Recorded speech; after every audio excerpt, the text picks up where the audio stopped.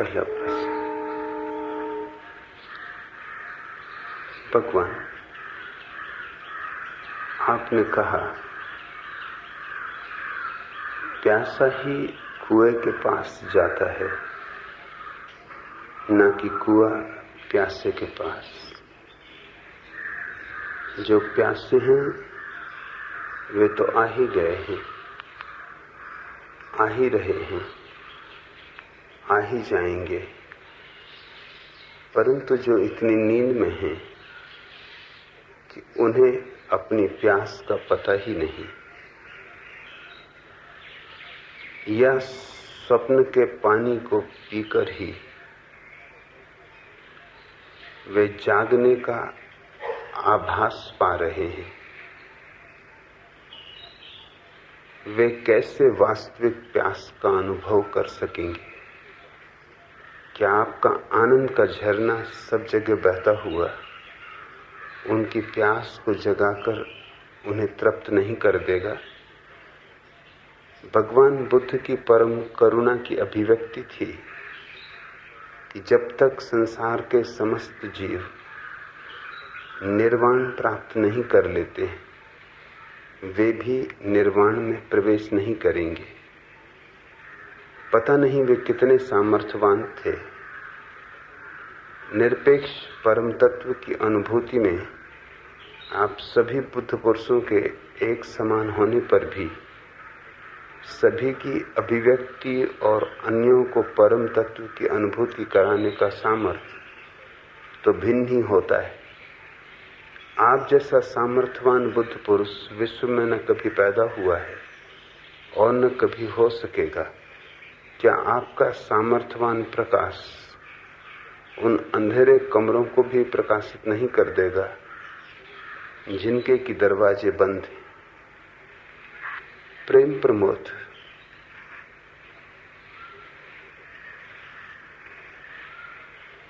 पहली तो बात यह है कि गौतम बुद्ध की यह घोषणा कि जब तक सभी जीव निर्वाण को उपलब्ध नहीं हो जाते तब तक वे निर्वाण में प्रवेश नहीं करेंगे,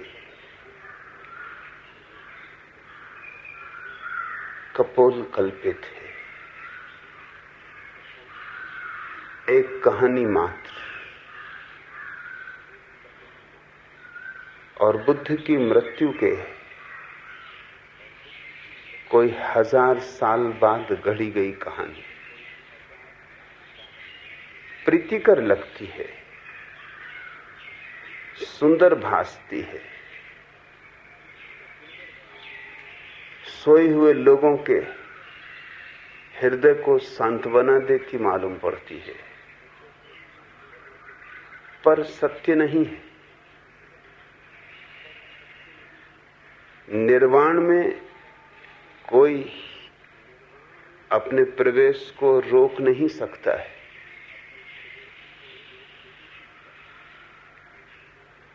आंख खुली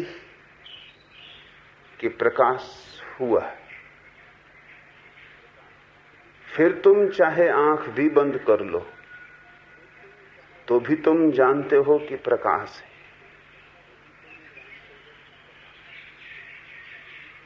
निर्वाण का अनुभव ऐसा कोई अनुभव नहीं है कि कोई चाहे तो प्रवेश करे और चाहे तो ठहर जाए। और यह कहानी बुद्ध की जीवन धारणाओं से मेल भी नहीं खाती। बुद्ध का अंतिम वचन था जब उनके शिष्य रोने लगे, जो कि स्वाभाविक था।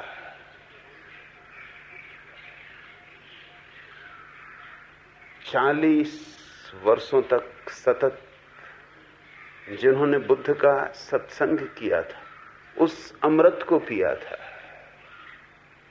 काश उनकी आंखें आंसुओं से भर गईं, तो आश्चर्य कुछ भी नहीं।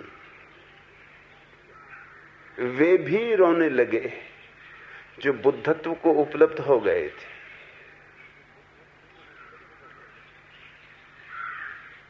उनके हृदय भी आंसुओं से भर गए। यह विदाई कठिन थी। जब बुद्ध ने कहा अब मैं विदा होता हूं और मेरी अंतिम घड़ी आ गई, तो आनंद भी रोने लगा। बुद्ध ने कहा आनंद रो मत। औरों से भी कहा कि रो मत।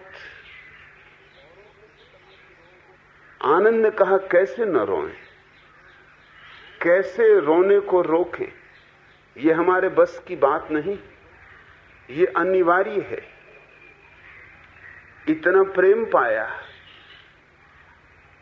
इतना अमृत पिया, यह कृतज्ञता स्वाभाविक है, ये धन्यवाद है, ये हमारे आंसू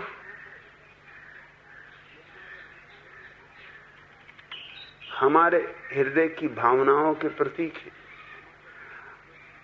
और इसलिए भी हम रोते कि आपके रहते भी, आपके सत्संग में जीते भी हम में से कितने हैं अभी भी जागे नहीं। मैं भी उनमें से हूं। आनंद ने कहा जो अभी जागा नहीं। रोऊं ना तो क्या करूं, क्योंकि आपकी मौजूदगी में ना जाग सका, तो आपके विदा हो जाने पर मेरे जागने की क्या संभावना है। फिर तो अनंत काल में भी आप जैसे सद्गुरु को पा सकूंगा, इसकी आशा भी नहीं रख सकता। ऐसा महान अवसर मैंने खोया है। आपकी विदाई के लिए रोता हूं, अपनी मूढ़ता के लिए रोता हूं। बुद्ध ने कहा तू पागल है, तू मेरे शिक्षा का सूत्र ही नहीं समझा। मैं चाहूं भी तो तुझे मुक्त नहीं कर सकता हूं। बंधन भी तूने निर्मित किए और तू ही काटेगा। इसलिए स्मरण रखना, बुद्ध ने आनंद को कहा यह मेरा अंतिम वक्तव्य है पृथ्वी पर। अप दीपो भव, अपने दिए खुद बनो, क्योंकि कोई और किसी का दिया काम नहीं आ सकता है। मेरे होने न होने से कुछ भेद नहीं पड़ता। तुम्हें स्वयं ही अपने प्रकाश की तलाश करनी होगी। धर्म उधार नहीं होता, न शास्त्र से मिलता है न शास्ता से मिलता है। धर्म तो स्वयं की अनुभूति है। कोई दूसरा देना भी चाहे तो भी दिया नहीं जा सकता। धर्म का सत्य हस्तांतरणीय नहीं, सत्य हस्तांतरणीय हो भी नहीं सकता। सत्य कोई वस्तु नहीं है कि कोई किसी को दे दे, कि कोई खरीद ले, कि कोई बेच दे। यही तो सत्य की गरिमा है कि प्रत्येक व्यक्ति को अपनी निजता में ही उसे खोजना होता है। सद्गुरु इशारा दे सकता है, लेकिन इशारे पर चलना तो तुम्हें ही होगा। और तुम अगर ना चलना चाहो तो कोई तुम्हें जबरदस्ती नहीं चला सकता है। ये कहानी कि बुद्ध मृत्यु के बाद जब मोक्ष के द्वार पर पहुंचे, उनके स्वागत में द्वार खुला, फूलमालाएं लिए हुए मोक्ष उनका स्वागत करने को तैयार है। लेकिन बुद्ध पीठ करके खड़े हो गए और उन्होंने कहा मैं मोक्ष में तब तक प्रवेश नहीं करूंगा जब तक कि समस्त जीव मुक्त नहीं हो जाते। ये कहानी 1000 साल बाद गढ़ी गई और इस कहानी के पीछे बुद्ध की करुणा नहीं है। इस कहानी के पीछे राज कुछ और है। बुद्ध ने व्यक्ति को इतनी महत्ता दी थी जितनी कभी किसी ने नहीं थी, इतनी गरिमा दी जितनी कभी किसी ने नहीं थी। लेकिन बुद्ध की व्यक्ति को दी गई गरिमा को समझा नहीं जा सका। पंडित और पुरोहित चाहते भी न थे कि व्यक्ति को इतनी गरिमा मिले, क्योंकि व्यक्ति अगर इतना गरिमावान है तो पंडित पुरोहित की कोई आवश्यकता नहीं रह जाती। सत्य स्वयं पाना तो फिर मध्यस्थियों की और दलालों की क्या जरूरत है, फिर पुजारियों की और महंतों की क्या आवश्यकता है। बुद्ध के धर्म को उखाड़ फेंका गया भारत से। जब बुद्ध धर्म भारत से उखड़ गया, तिब्बत, बर्मा, लंका, चीन और दूर कोरिया तक फैला, तब उसने अपनी आधारशिलाएं बदल ली। एक बात जाहिर हो गई थी कि बुद्ध का सत्य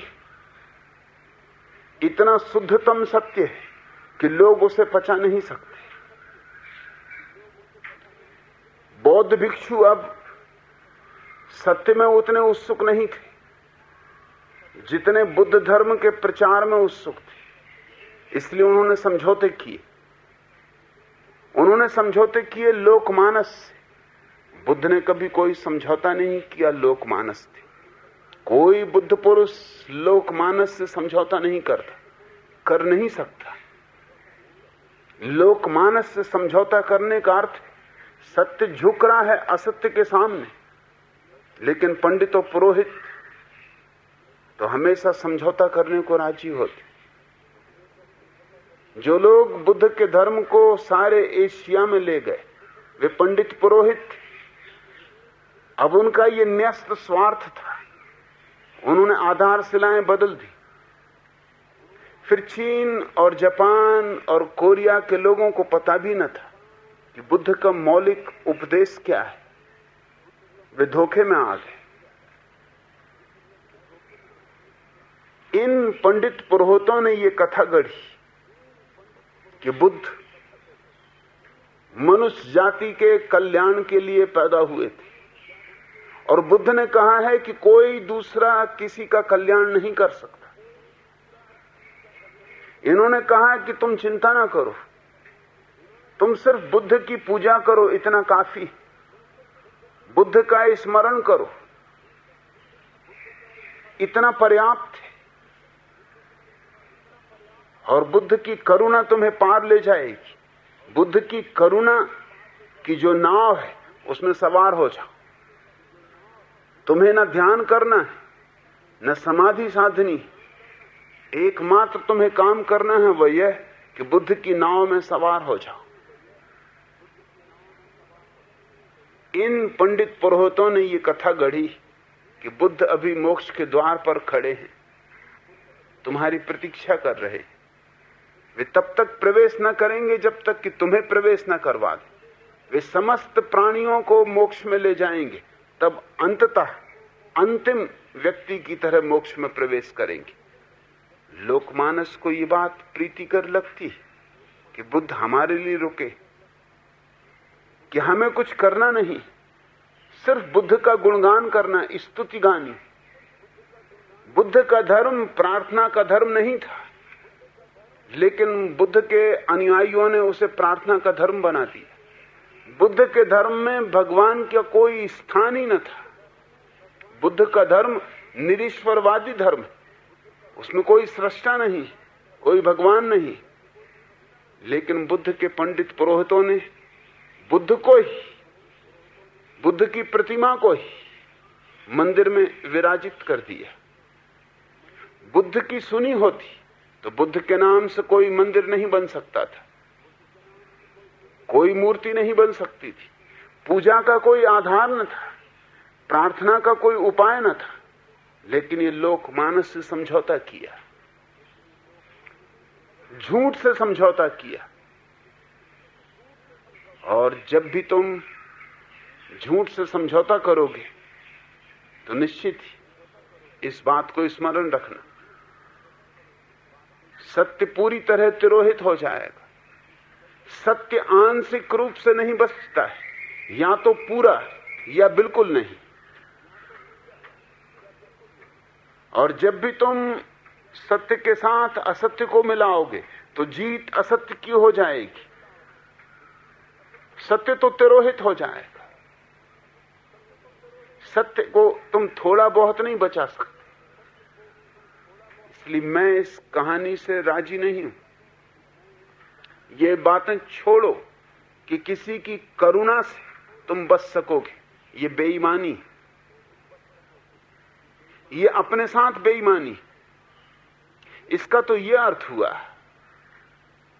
कि तुम्हारी कोई स्वतंत्रता नहीं, बंधे हो शायद ये भी किसी और के कारण, छूटोगे ये भी किसी और के कारण। तो तुम कौन हो? तुम हो या नहीं? तुम्हारी कोई सत्ता है या नहीं? तुम्हारी कोई गौरव, तुम्हारी कोई गरिमा है या नहीं? तुम्हारी कोई निजता है या नहीं? तुम्हारे पास आत्मा भी है या नहीं? कोई तुम्हें बांध देता है तो बंध जाते, और कोई तुम्हें छुड़ा देता है तो छूट जाते, और फिर किसी ने बांध दिया तो क्या करोगे? फिर बंध जाओगे। मैं व्यक्ति की परम स्वतंत्रता में भरोसा करता हूं, इसलिए मैं ये नहीं कह सकता कि मैं तुम्हें मुक्त करा दूंगा। ये बात ही बेमानी। हां, मैंने जिस सत्य को जाना है उसे निवेदन कर सकता हूं। लेना न लेना, स्वीकार करना न स्वीकार करना तुम्हारे हाथ है, तुम्हारी मालकियत है तुम्हारे ऊपर। सूरज उगता है, तुम दरवाजा खोलो तो सूरज की किरणें तुम्हारे भीतर प्रवेश कर जाएं, और तुम दरवाजा बंद रखो तो क्या तुम सोचते हो सूरज धक्के दे के दरवाजे तोड़ेगा? सूरज की किरणें धक्के तो दूर, थपकी भी ना देंगी तुम्हारे द्वार पर, तुम्हारे द्वार की सांकल भी ना खटखटाएंगी। और इसलिए नहीं कि अस्तित्व में करुणा नहीं, मेरे हिसाब में तो व्यक्ति को परिपूर्ण स्वतंत्रता देना ही सबसे बड़ी करुणा है। ये अपेक्षा कि जब तक सभी मुक्त ना हो जाएंगे मैं भी मोक्ष को स्वीकार न करूंगा, जबरदस्ती मालूम होती, करुणा नहीं। क्या दूसरों को अमुक्त रहने का अधिकार नहीं?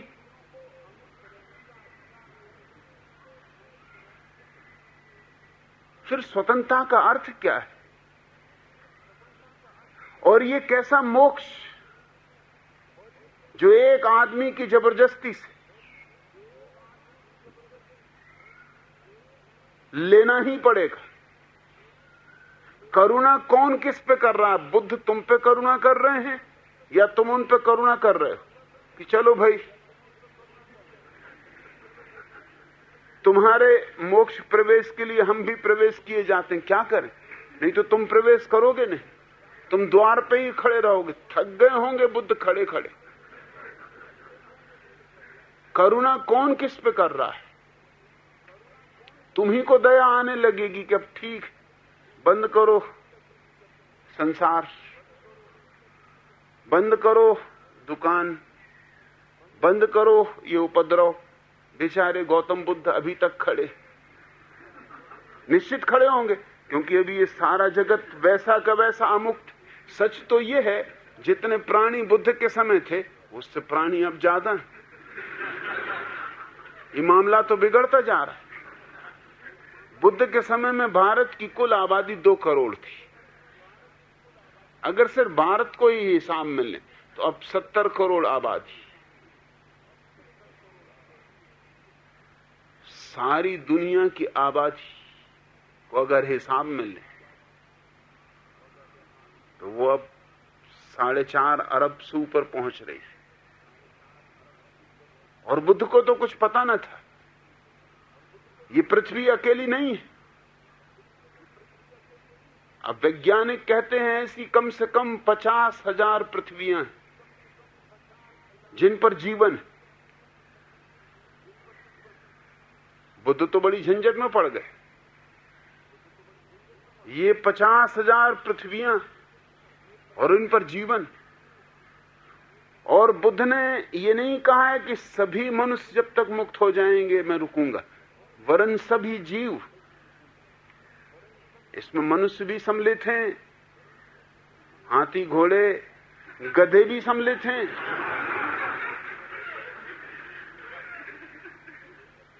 इसमें बंदर भालू तोते कौवे, इसमें मक्खी मच्छर,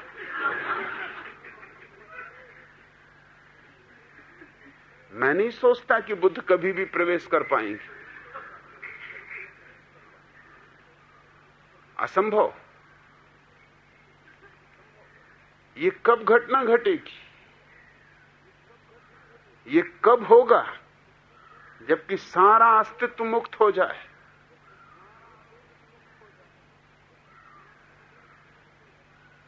करुणा तुमको उन पे करनी पड़ेगी, मगर तुम्हारी करुणा से भी कुछ होगा नहीं।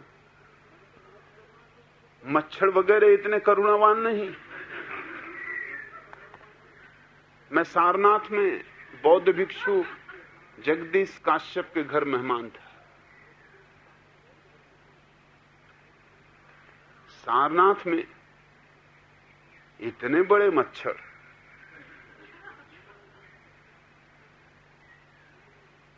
मैंने कहीं देखे नहीं।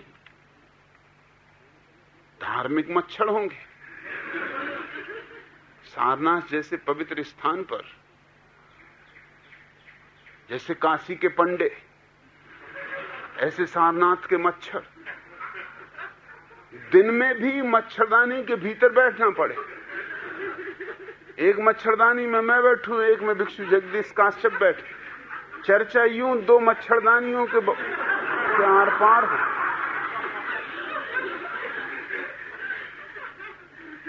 मैंने जगदीश काश्यप को कहा कि अब मैं समझा एक राज की बात।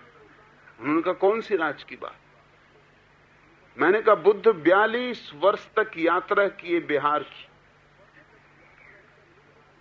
कई स्थानों पर 20 बार गए, कई स्थानों पर 30 बार गए, कई स्थानों पर 40 बार गए।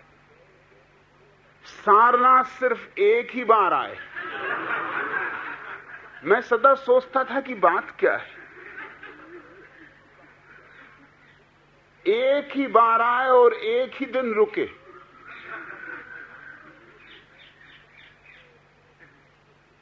अब मैं समझ गया राज। मैंने उनसे कहा ये मच्छर,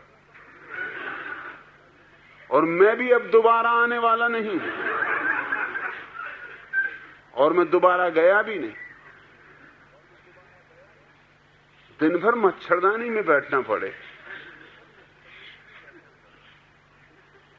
मच्छर जिंदा बुद्ध पे दया नहीं किए तो तुम सोचते हो मरे बुद्ध पे दया करेंगे? मच्छर फिक्र करेंगे इसकी कि ये बेचारा रुका है, वो तो कहेंगे अच्छा ही है रुका है।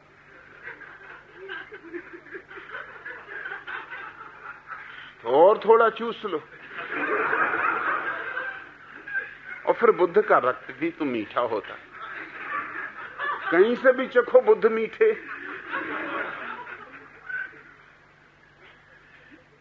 इस तरह की कहानियां लोकमानस को भरमाने के लिए गढ़ी गई। और सभी धर्मों ने गढ़ी। बुद्ध के धर्म में तो ये बात बिल्कुल अप्रासंगिक है, बिल्कुल ही बुद्ध की जीवन दृष्टि से मेल नहीं खाती। करुणा का अर्थ एक ही हो सकता है कि जो मिला है जिसे वह निवेदन कर दे, नहीं कि थोपे, नहीं कि जबरदस्ती करे। अच्छे आदमियों के भीतर भी जबरदस्ती करने का गुण होता है, ज्यादा ही होता है। बुरा आदमी तो थोड़ा डरा होता है, थोड़ा भयभीत होता है कि बात बुराई की, थोड़ा अपराध भाव होता है। अच्छे आदमी का अहंकार तो खूब प्रगाढ़ हो जाता है, वो तो एकदम किसी की भी गर्दन पकड़ने को तैयार रहता है। साधु संत तथाकथित जिनको तुम अच्छे आदमी कहते हो, ये मौका भर पा जाएं कि तुम्हारी गर्दन दबा सकते हो तो फौरन दबाएंगे, तुम्हारी निंदा कर सकते हो तो फौरन करेंगे, तुम नारकी हो, पापी हो, ये बताने का अवसर ये न छोड़ेंगे, क्योंकि वही बताने से इनके पुण्यात्मा होने का और स्वर्गीय होने का निर्णय होता है।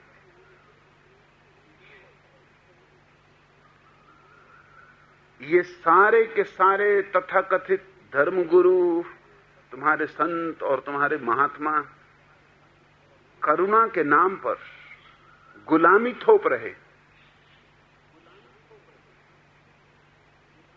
मगर गुलामी का उनका थोपने का ढंग सूक्ष्म है। महात्मा गांधी के आश्रम में चाय तक पीने की मनाही थी। कभी कोई अगर चाय पीता हुआ पकड़ लिया जाता है तो महात्मा गांधी अपनी आत्मशुद्धि के लिए चाय उसने पी।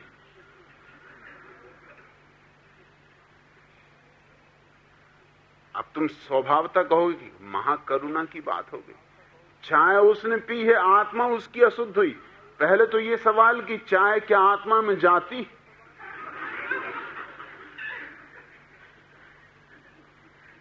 चमत्कार कि चाय और आत्मा में चली जाए,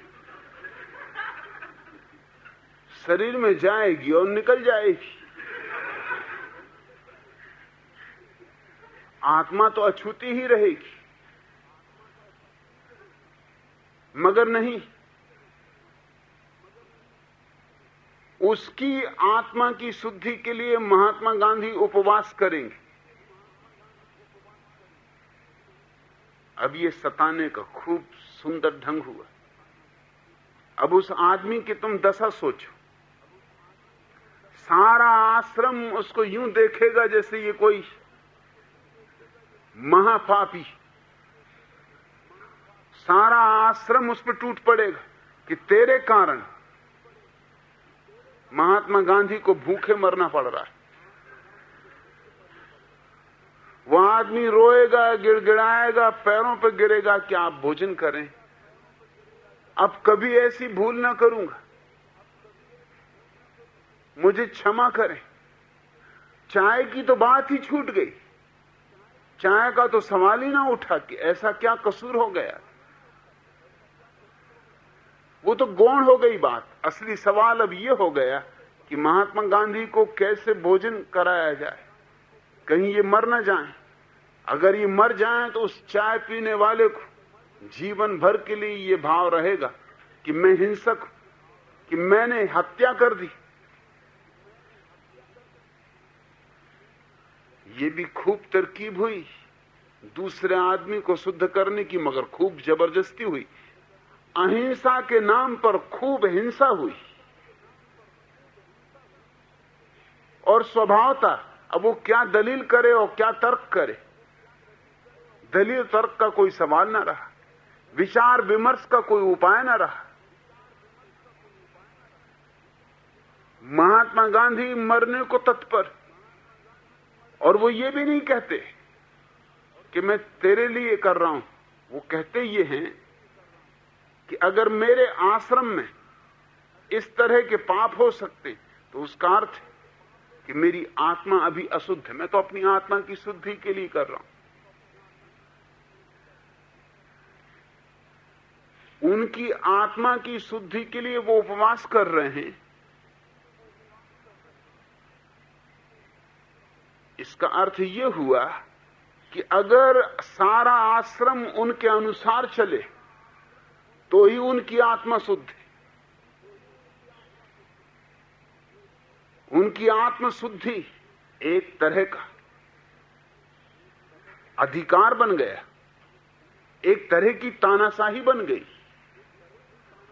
मगर ये सूक्ष्म बातें,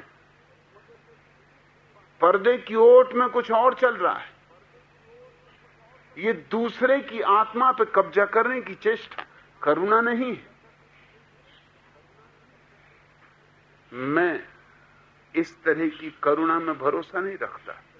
करुणा का मेरे लिए एक ही अर्थ, प्रेम का मेरे लिए एक ही अर्थ है कि तुम्हें स्वतंत्रता दूं, निवेदन कर दूं कि राह यह रही और फिर तुम्हें पूरी स्वतंत्रता दूं कि तुम चुनाव करो। और अगर तुम्हें प्रीतिकर लगता है बंधन में रहना, तो मैं कौन हूं जो बाधा बनूं? अगर तुम निर्णय करते हो कि मुझे बंधन में रहना ही सुखद, तो जबरदस्ती तुम्हें छुड़वाने का क्या सवाल है? रविन्द्रनाथ ठाकुर का एक गीत है, अंतिम दिनों में लिखा हुआ गीत, जिसमें उन्होंने कहा है, हे प्रभु, मैं आवागमन से मुक्ति नहीं चाहता हूं। मैं चाहता हूं वापस वापस मुझे भेजना। तेरा जगत बहुत प्यारा है। तेरा सूरज, तेरे चांद, तेरे तारे, तेरे फूल, तेरे इंद्रधनुष, तेरे लोग, ये पृथ्वी इतनी मनमोहक कि मुझे कोई स्वर्ग नहीं चाहिए, मुझे कोई मोक्ष नहीं चाहिए। तू इतनी ही कृपा करना कि मुझे बार बार यहीं भेज देना, कि मैं तेरे गीत गाऊं, कि मेरी बांसुरी पर तेरे स्वर उठाऊं।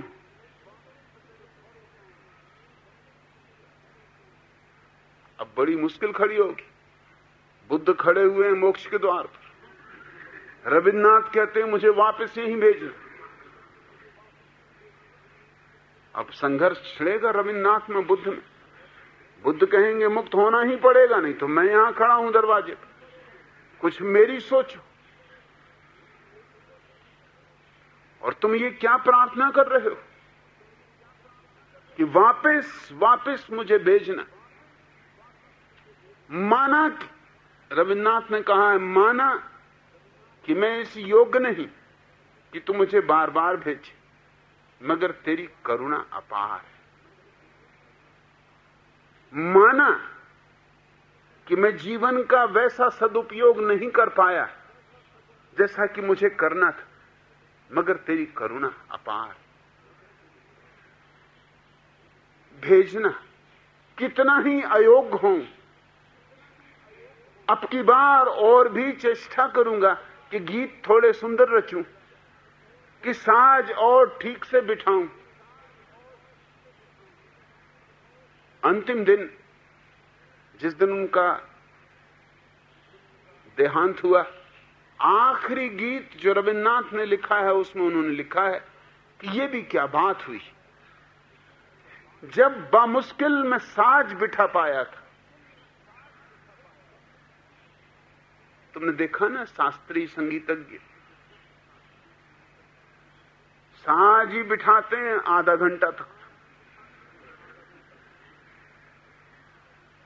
कोई तबला ठोंक रहा है, कोई सितार कस रहा है, आधा घंटे तक तो यही ठोंक पीट चलती। लखनऊ के एक नवाब ने वायसराय को निमंत्रण दिया था।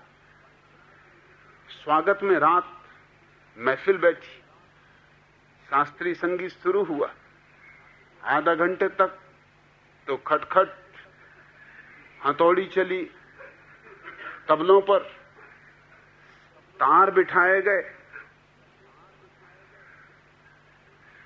वायसराय समझा कि यही शास्त्रीय संगीत।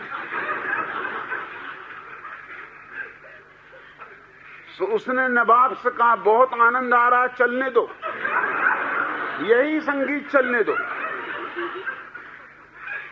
नवाब चौंका, मगर करे भी क्या। सो रात भर यही चला।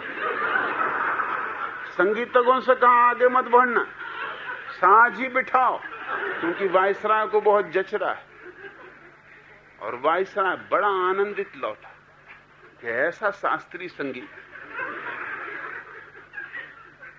रविन्द्रनाथ ने अपने अंतिम गीत में कहा कि हे प्रभु, ये कैसा तेरा ढंग, अभी तो मैं साज ही बिठा पाया था, अभी गीत गाया कहां और विदा का क्षण आ गया।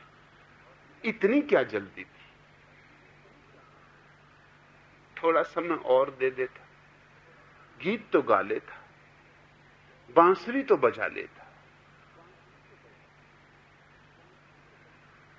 क्या तुम सोचते हो रविन्द्रनाथ को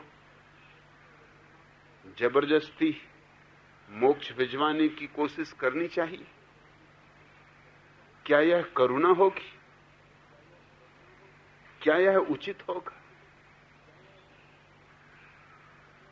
अगर रविन्द्रनाथ को यही प्रीति करे तो यही उनके लिए मोक्ष है। इनको जबरदस्ती मोक्ष में भेज देने से मोक्ष भी नरक जैसा मालूम पड़ेगा। इस सूत्र को याद रखो कि जबरदस्ती अगर तुम्हें स्वर्ग में भी भेज दिया जाए तो स्वर्ग कारागृह हो जाएगा। और अगर तुम अपनी मौज से, अपनी स्वेच्छा से, अपने चुनाव से नरक में भी जाओ तो नरक भी स्वर्ग हो जाएगा। सवाल स्वर्ग और नरक का है ही नहीं, सवाल है स्वतंत्र चुनाव का। इसलिए सद्गुरु स्वतंत्रता सिखाता है। तुमने कहा कि आप कहते हैं प्यासा ही कुएं के पास आता है, न कि कुआं प्यासे के पास। यही उचित है, क्योंकि कुआं प्यासे के पास जाने लगे, प्यासे के पीछे पीछे दौड़ने लगे तो प्यासे को भी दया आए कि बेचारा कुआं कब से भटक रहा है। प्यासा जा रहा दफ्तर, कुआं जा रहा प्यासे के पीछे। प्यासा जा रहा सब्जी खरीदने, कुआं जा रहा प्यासे के पीछे। प्यासा अपनी पत्नी को प्रेम कर रहा है, कुआं वहीं खड़ा हुआ। ये कुछ भलमनसाहत होगी? इसमें कुछ करुणा होगी? ये तो कुआं ना हुआ, कोई पुलिस वाला हो गया।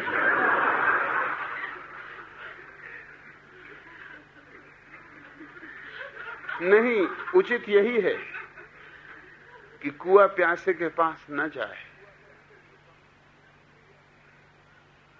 हां, कुआं अपनी खबर भेज दे। कुआं इस बात की घोषणा कर दे कि यहां जल उपलब्ध है और जिसको प्यास हो वह आ जाए, और जिसको प्यास नहीं है अभी वह क्यों आए? क्या कारण है उसके आने का? और जो अभी स्वप्न के जल से ही तृप्त है उसको भी आने की कोई जरूरत नहीं। सच तो यह है, किसी को किसी के स्वप्न के तोड़ने का भी अधिकार नहीं। मैं व्यक्ति की स्वतंत्रता को परम मानता हूं। तुम अच्छा प्यारा सपना देख रहे हो,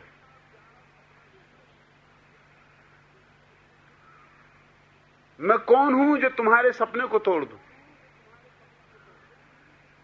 मेरा क्या हक है? मैं तुम्हें झकझोर दूं और तुम्हारे सपने को तोड़ दूं, इससे सिर्फ तुम मुझ पर नाराज होगे और तुम फिर वापस अपने सपने में गिर जाओगे।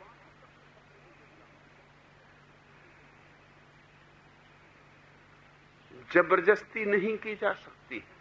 धर्म कोई जबरदस्ती नहीं, मगर धर्म के नाम पर बहुत जबरदस्ती चली और उन सब ने यही सोचा है कि करुणा की जा रही। मोहम्मद तलवार लेके चलते थे। मोहम्मद की तलवार पर एक वचन लिखा हुआ था कि शांति ही मेरा धर्म है। ये गजब का मामला हुआ। तलवार पे लिखा हुआ है शांति मेरा धर्म है। इस्लाम शब्द का अर्थ शांति होता है, मगर जितनी अशांति इस्लाम से दुनिया में फैली, शायद किसी धर्म से नहीं फैली। मगर ख्याल रखना, तुम्हारी जो करुणा की धारणा है प्रेम प्रमोद, वही धारणा इस्लाम की। इस्लाम की मान्यता है कि जो मुसलमान नहीं, वो कभी भी स्वर्ग में प्रवेश न पा सकेगा। तो हर एक को मुसलमान बनाना ही करुणा बस, फिर चाहे तलवार ही क्यों ना उठानी पड़े, चाहे जोर जबरदस्ती ही क्यों ना करनी पड़े। हर हाल आदमी को स्वर्ग भेजना है। आज दुनिया में तुम्हें जितने मुसलमान दिखाई पड़ते, इनमें से अधिकतम जबरदस्ती मुसलमान बनाए गए।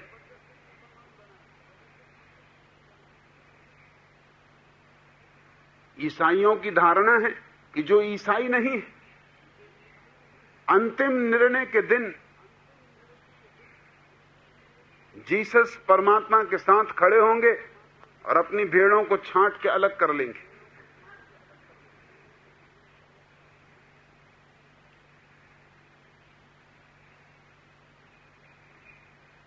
वो अपनी भेड़ें छांट लेंगे कि ये हैं ईसाई, और जो ईसाई नहीं है वो नरक में गिरेंगे। स्वभावतः ईसाई करुणा बस सभी को ईसाई बनाने की कोशिश में लगे। फिर जैसे भी हो, एन केन प्रकारे, तलवार के जमाने तो चले गए। अब तलवार उठाना बेहुदा मालूम होगा, असभ्य मालूम होगा, लेकिन अब दूसरे ढंग उपयोग में लाए जाते। भूखे, दीनहीन, गरीब लोगों को रोटी दो, दवा दो, अस्पताल खोलो, स्कूल बनाओ, अनाथालय चलाओ, विधवा आश्रम बनाओ। ये प्रलोभन, ये रुस्बत उनके ईसाई हो जाने के लिए, क्योंकि बिना ईसाई हुए उनका कोई भविष्य नहीं। और इस सब के पीछे धारणा यही है कि करुणा बस ये महान कार्य किया जा रहा है। हमें ये करुणा की धारणा तोड़नी पड़ेगी, क्योंकि इस धारणा ने पूरी मनुष्य जाति को लहूलुहान कर दिया है। पिछले 5000 सालों का इतिहास इस बात का गवाह है कि धर्म के नाम पर जितनी हत्याएं हुई, जितने बलात्कार हुए, जितने लोग जलाए गए जिंदा, उतने किसी और चीज के नाम पर नहीं। धर्म के नाम पर भारी कलंक। धर्म मनुष्य के लिए वरदान सिद्ध नहीं हुआ, अभिशाप सिद्ध हुआ है। कारण क्या था? कारण यही था कि प्रत्येक व्यक्ति की चेष्टा यही थी कि मेरी जो धारणा है स्वर्ग की, मेरी जो अवधारणा है स्वर्ग पहुंचने की, सभी को उसी मार्ग पर ले आऊं। क्योंकि यही सच्चा रास्ता है और सब रास्ते गलत हैं।